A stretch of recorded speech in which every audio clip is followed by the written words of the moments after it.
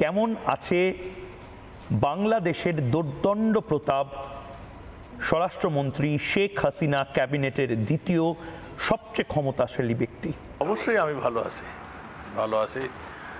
মহান রব্বুল আলামিন আমাকে ভালো রেখেছেন। জি আসাদ সাহেব, মানে এটা আমার সাংবাদিক জীবনে আমি কোনোদিন এই প্রশ্ন করব কাউকে, এটা আমি ভাবিও নি। কেমন লাগছে, মানে এই প্রশ্নটা সাংবাদিকরা সাধারণত করে থাকে, কিন্তু আমি যদি আপনাকে জিজ্ঞেস করি কেমন লাগছে, আপনাকে ফাঁসির সাজা শুনিয়েছে ইন্টারন্যাশনাল ট্রাইব্যুনাল। আপনি বাংলাদেশে থাকলে যে কোনো দিন যে কোনো মুহূর্তে আপনাকে হয়তো ফাঁসি দেওয়া হতো, কেমন লাগছে? আমার একটা হাসির খোরাক হয়েছে এটা। কেন বলবো, আমরা বঙ্গবন্ধুর ডাকে দেশ স্বাধীন করেছিলাম। আমরা কার বিরুদ্ধে লড়েছিলাম? পাকিস্তানি আর্মির বিরুদ্ধে। কার বিরুদ্ধে লড়েছিলাম? পাকিস্তানি আর্মিদের যারা সহযোগিতা করেছিলেন। সহযোগিতা কে করেছিলেন? এই জামায়াত ইসলাম, যারা নাকি আজকে ক্ষমতা নিয়ে বসে পড়েছেন এবং যাদের ডিরেকশনে আমাদের প্রধান উপদেষ্টা ইউনূস সাহেব চলছে।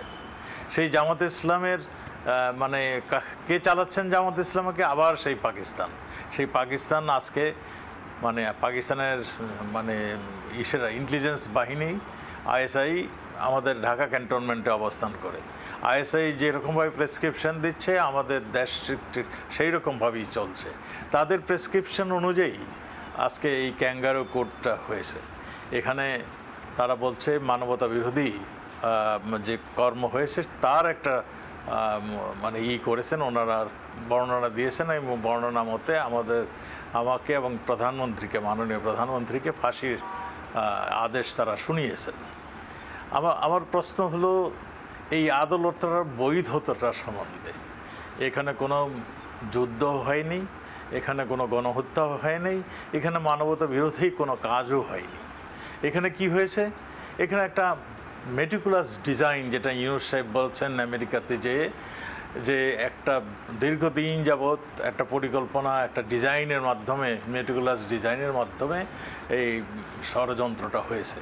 এখানে কারা কারা সঙ্গে জড়িত ছিল সবই আপনারা দেখেছেন। মোট কথা পাকিস্তান সরকার প্রধানও আপনার ঘটনার পরে তিনি বলেছিলেন যে তারা ৭১-এর প্রতিশোধ নিলেন।